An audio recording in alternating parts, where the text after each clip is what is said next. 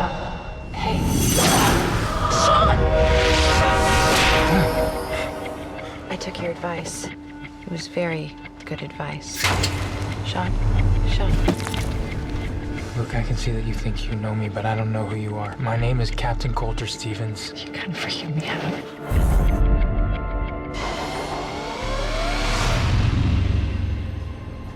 No. Talk to me, Sean. Look, I don't know who Sean is, and I don't know who you are. And movies never let you repeat the same pleasant experience over and over again. Always got to be the same shit experience. Can it ever be that first kiss or that best orgasm or that best shit you took? Orgasm? Yes, I've had some better than others, believe it or not. When you're watching porn, I guess. If there's anybody I believe who in their life actually has a written down top 10 list of orgasms, it is Corey Coleman. Yeah, no, it's true. believe me, I try to Giggity. I try to recreate it every day. It doesn't work, but you know. Nobody's come to the close to the orgasm that was displayed in Toxic Avenger, the original film. Watch that. That is an orgasm for the ages. I would say the one in Scary Movie 1. What about When Harry Met Sally? What about it? You know, we can repeat them in other movies and watch them, but we can never repeat the same experience ourselves. We never have a character in a movie that does that. And this character in this movie, played by Jake Gyllenhaal, who's coming to being a handsome man himself. Do you remember this kid? Oh, look, he's on Corey's top 10 list. I know, speaking of best orgasms. So he's becoming handsome? You mean that fat kid from Donnie Darko? Well, man, I'm thinking, I was just thinking, man, this guy's coming to his own. And he's starting to become somewhat of an action star now. I remember him in October Sky, where he was like that little dorky kid, his Bubble Boy. His character, Homer, was that it? Yeah, and Bubble Boy. Bubble Boy, oh, this is like he's like a poor man's Tobey Maguire. And now Tobey Maguire's a poor man's Tobey Maguire. Are you the poor man's Jake Gyllenhaal? Yeah, well, fair enough. Because Gyllenhaal has come into his own as actor. You're absolutely right. Yeah. He's a respectable actor now, and apparently, this is what I hear on Corey's top 10 list, a total stud. Yes. Well, see, I thought he already proved that, though. I mean, once you do a great job taking in the butt, as obviously he did in Brokeback Mountain, that established him at the higher rankings of actors. He was pitching in that movie. Oh, was he? No. Yeah, didn't he flip Heath Ledger over? Yeah, I think he was the pitcher. Yeah, he was the one licking his fingers. I wasn't paying attention. I was sure you weren't. I was kind of, hey, nice ploy right there. I closed my eyes during all those scenes, like, oh god. But in this movie, the reason why we keep repeating time over and over again is because we have Jake Gyllenhaal as a character named Coulter Stevens. He wakes up in a body he does not recognize. And he doesn't recognize all these people around him. He's in a body he recognizes. No. When the movie first starts, he wakes up on a train. I'm sorry. Yes. Yeah, in a body that he does not recognize. He does not recognize anybody on this train. It's like Quantum Leap without Ziggy to tell you what's going on. Yeah, exactly. Yeah, there you go. Need Ziggy. All he knows is like I'm on a train. There's a hot girl sitting in front of me, and somebody's telling me I need to do something and do it quick. And if I don't do it right this time, I'm going to keep repeating this over and over again for 8 minutes. And what he's trying to stop, he soon realizes that there's a commuter train in Chicago, and there's a bomb on board. A terrorist is going to try and blow up this train and blow up the city with it, and he has to try and figure this out. And, well, after blowing himself up several times, No. The first half of this movie it feels like a MacGruber skit. He's like, do this. Oh, yeah, I got it right here. MacGruber.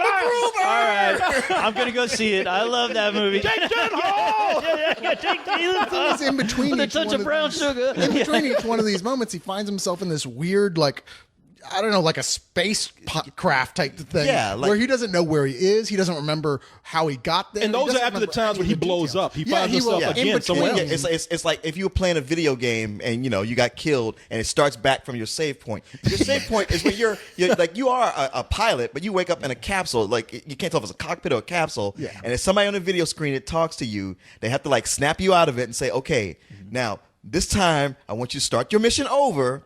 And accomplish the goal. Pick up the stars, the 3 rings I sent you for, and you're like, okay, I'm gonna try to remember. One of the big mysteries here is that he really doesn't know, and you don't know either, because clearly the people on the other side of the monitor, what's the actress's name? Who's Vera Farmiga. Yeah, is very reluctant to give him information, that she's being told, just don't say too much. So there's clearly some sort of darker, weirder shit going on here.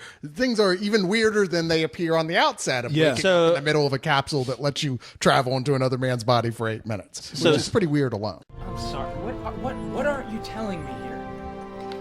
We have information that downtown Chicago is the next target, and they're planning to detonate a dirty bomb. Do you have any idea how many people would die if an explosion of that magnitude were to occur in the city? We're evacuating as we speak. We have to stop it before it happens. Do you understand? If you find the bomber, his second attack, the real attack, we think, can be prevented. We have very little time left. Out here, the clock's only moving in one direction. How's the drivers? On the upper deck of the next carriage, there's a conductor's compartment. It's a small office containing a strongbox. Inside is a loaded handgun. Get to it. You are authorized to use whatever force necessary. So it's like a sci-fi version of like Groundhog Day? Exactly. Is that Yeah, what it kind is? of. I Yeah. mean, sort of, except, like I said, like the Groundhog Bill Murray's not in it? has been remade by every sci-fi or fantasy television show that there is, Yeah. at least once. So we're familiar with people taking it and twisting it. This twist is different enough that you quickly forget about that comparison. Oh, okay. Okay. But Yeah. yeah, it's Groundhog's Day and Twilight Zone. And, yeah, and Twilight Well, Zone. I was going to and, say, I mean, this is directed by the guy who directed Moon, which I love that movie. So what, it's- Duncan Jones? David yeah, so- Bowie's son. Yeah. Oh, That's right. right, That's that right. is, Yeah, I yeah. keep forgetting that, but it's probably one of the only reasons why I really want to see it, because I mean, I think I've only seen like one trailer for it, and I was like, but when I heard it was by that director, I was like, okay, maybe they're not showing me exactly what I'm going to be seeing. it's in the kind theater. of like it delivers on what the trailers for the Adjustment Bureau promised.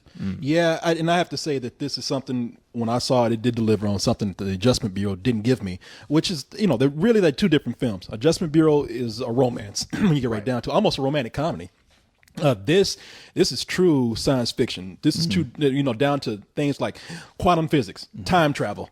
What was it? Was it Deja Vu, the Denzel Washington movie? Yes. Where It took you back a kind few- of see into the yeah. future. So it kind of reminds you, at least it reminded me of that. Some of that, some of Quantum Leap, some of Groundhog's Day, all mixed together. And somebody's saying, oh, it's all these different things. You can go like, well, that sounds very unoriginal. Okay, maybe it's not the most original movie, but it is enjoyable. But is It's it tight, good? Which and is what I it's want to know. tight, Is and it it's good? well written, Okay. well acted.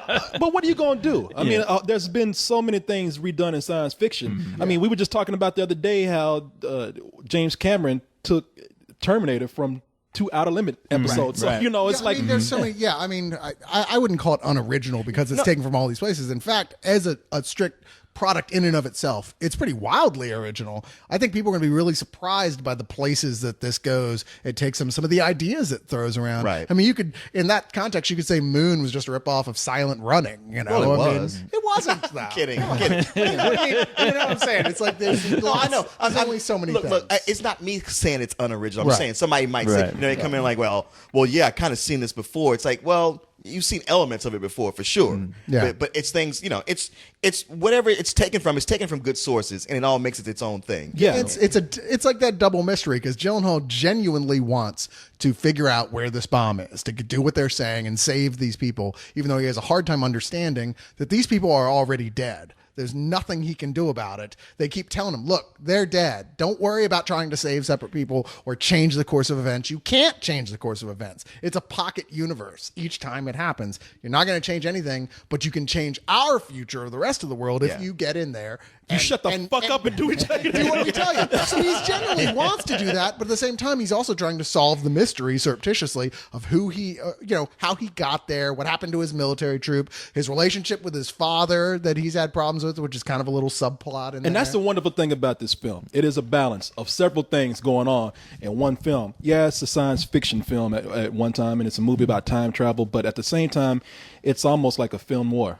mystery going on. And they counterbalance the two very well. They go in and out of each other, and you almost have two different stories happening, but they complement each other very well. The other thing that this movie does that I admired it for was that in the beginning, you think that it's going to get redundant with the whole 8-minute thing because it's very quick in a minute. You don't even get a whole 8 minutes. It's like he comes to me, he's like, where am I? Kaboom! You get another 8 minutes. He's like, where am I? Wait a minute, this woman dropped coffee. I'm like, kaboom! He look. It's like, wait, where am I? This woman dropped coffee in my shoe. Oh, this girl is hot. Boom! And it's like, okay, man, I have enough of this. All right, Yeah. when are they gonna get to the story? I get it. Yeah. Each time it gets longer and longer, and after they start to get more involved in him, like getting over himself and like having to say, all right, I really got to do what I have to do.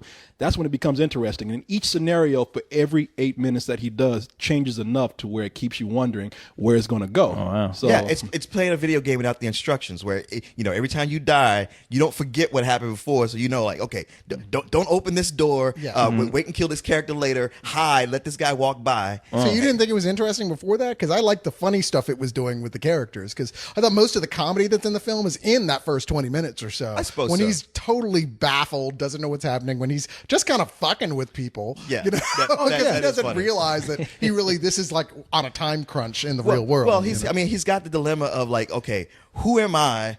What situation am I in? How do I achieve this goal? And he's got this hot piece of ass, Michelle Monaghan, sitting right across from him. He's like, all right, if I can figure out who I am and save this train and nail her, I win. Yeah, exactly. All I need is 2 of those 8 minutes. That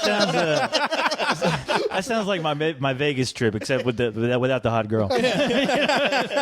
Oh, you can remember his 8 minutes from that trip. There's no repeating it. No, and that's the other thing about it. They bring in a romance element too, so it's cool the way they do all of that. And and it wasn't that I didn't like it. It's like I said, it was just I was worried that they're going to make it redundant. I mean, you can only have an explosion happen so many times. I think, like, hey, come on now. The thing is, like, you think Groundhog's Day, like, you're going to, like, in Groundhog's Day, you watch him relive all that stuff, and it goes through the minutia of how he picks it up and learns it. And it's almost like this movie goes like, all right, look, you've seen that. There's no reason for us to repeat that every time. Yeah. So if I had any criticism about the movie, it ends up being very short because of that, because they just like cut out a lot of those steps. It's only an hour and a half. Is long. it short in a good way, as far as like they did and they put It's everything short that needed in to be there? It leaves you wanting more. Yeah. It doesn't wear out its welcome. There's no point where it drags because it's very tight. It's They early get on, to it changes that focus from the Groundhog's Day thing, like, oh, it's going to blow up, to realizing that isn't even really the focus Right. anymore. That's not what you should be worried about. Yeah. And so it stops being the focus for the film, worried about that getting to the blowing Yeah. up the train. Right part. at the point when you worry it's going to do that to the point of making you bored, it kind of switches. And switches tracks. And it's a one of the things that Duncan Jones is good at is character pieces with people. A lot, the center of this is Jake Gyllenhaal, but you were very focused on other characters for a good while, mainly Jake Gyllenhaal and Vera Farmiga at the beginning, and their dialogue together.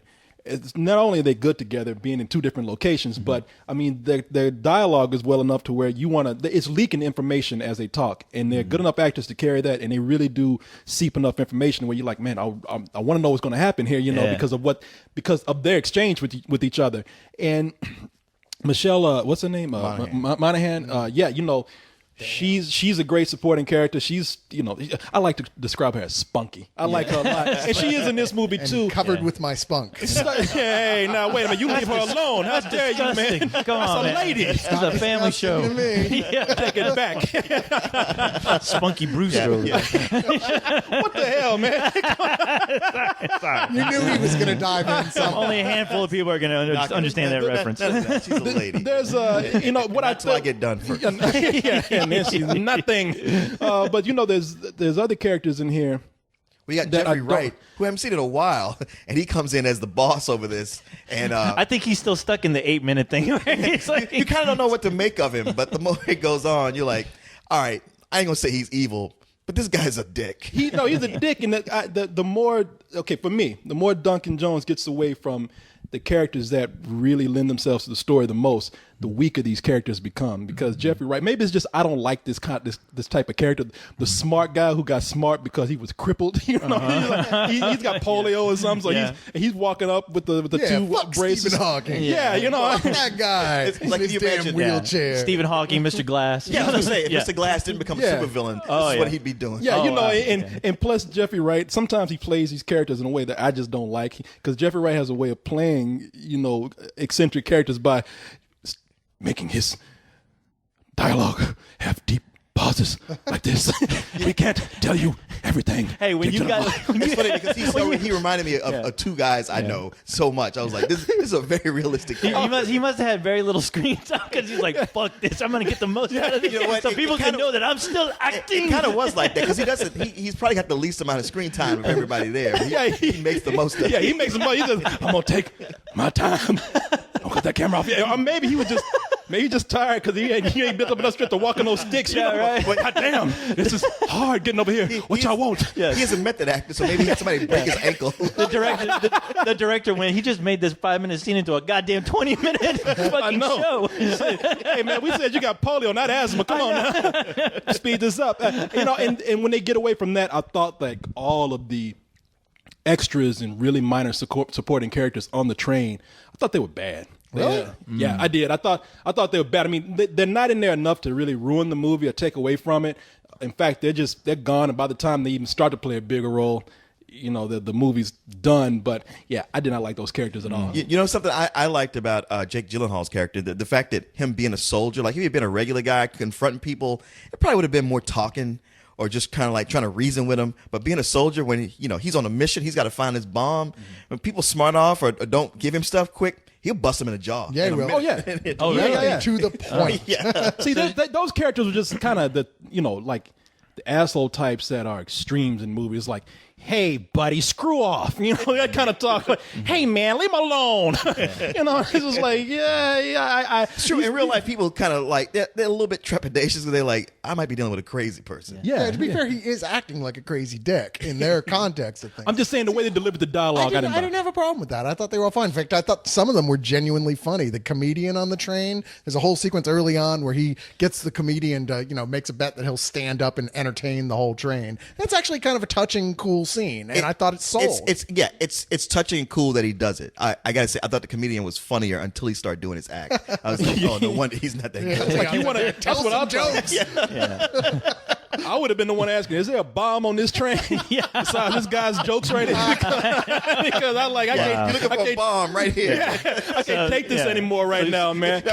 He's like, I couldn't find the bomb. Yeah. It's the comedian we're talking about. In fact, I would have went up there and just yanked the wires myself. We got to end this now. Did Carrot Top seem like a funny genius? Yeah. But I did like the movie a lot. I mean, I had some problems with it, but as I mentioned before, I thought that there was so much juggling of things that under a worse script, under a less experienced director, would have just fallen apart. And so I mean I really am not as excited as everybody came out from this movie saying, but I'd give it a low full price. I enjoyed it. I really did. So it's a lot of fun. I mean, that's what most I can say about it. I had a great time. I'm right there with you. I mean, I was worried because I've been reading so many great glowing things. Even Richard Roper put on his Twitter right before I left to go see it, was like, man, my favorite movie of the year is opening this Friday. I click on it with source code. I was like, wow, high praise indeed.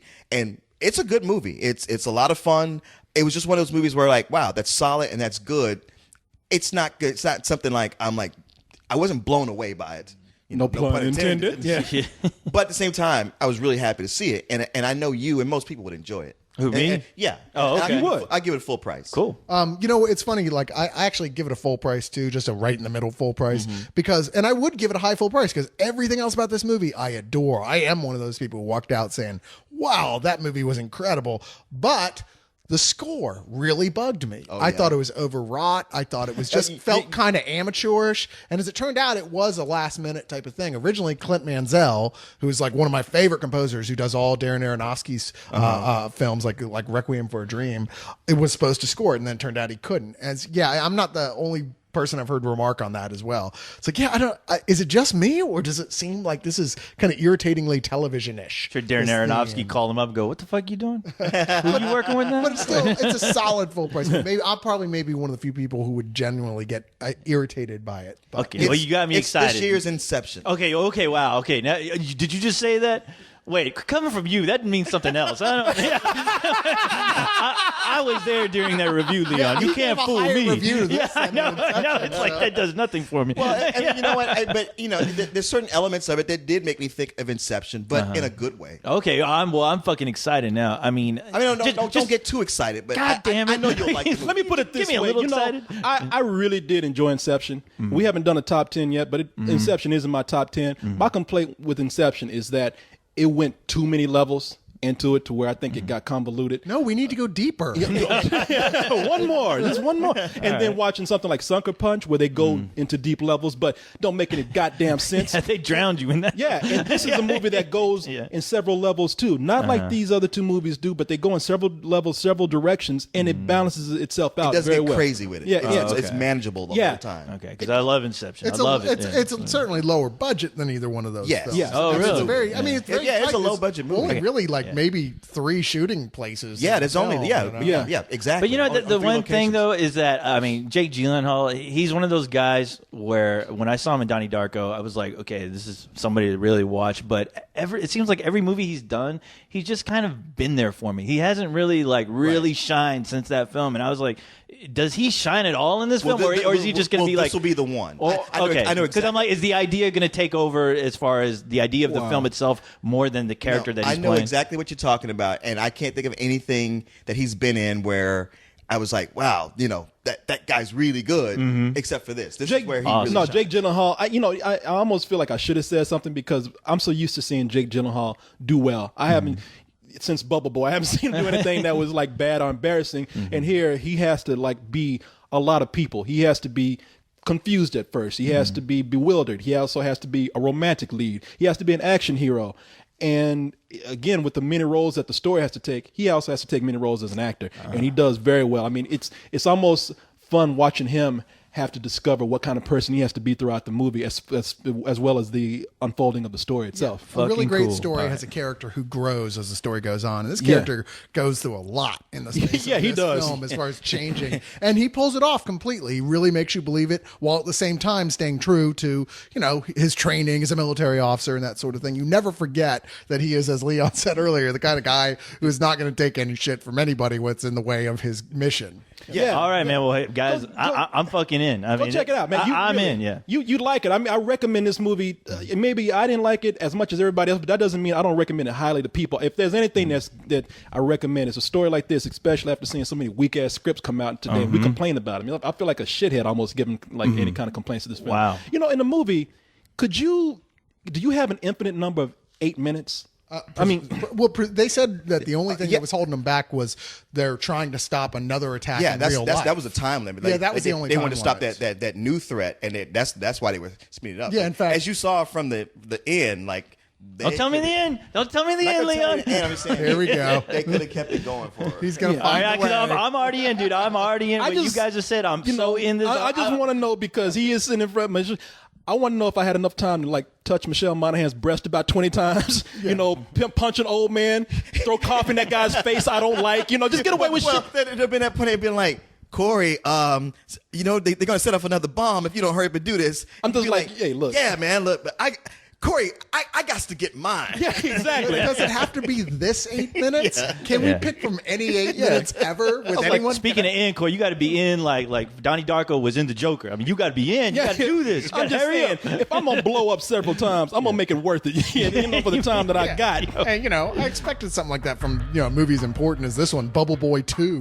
When you think about it, it kind of is, right? Yeah, it is.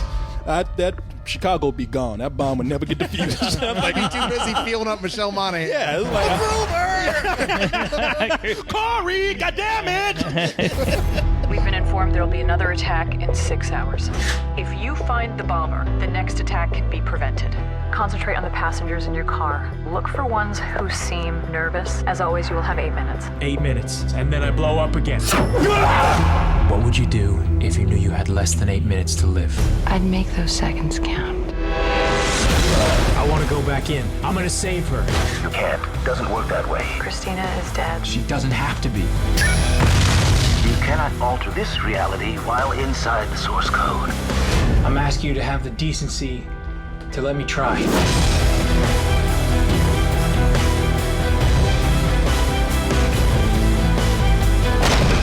What's going on? He's in trouble. Tell me everything's gonna be okay. Everything's gonna be okay.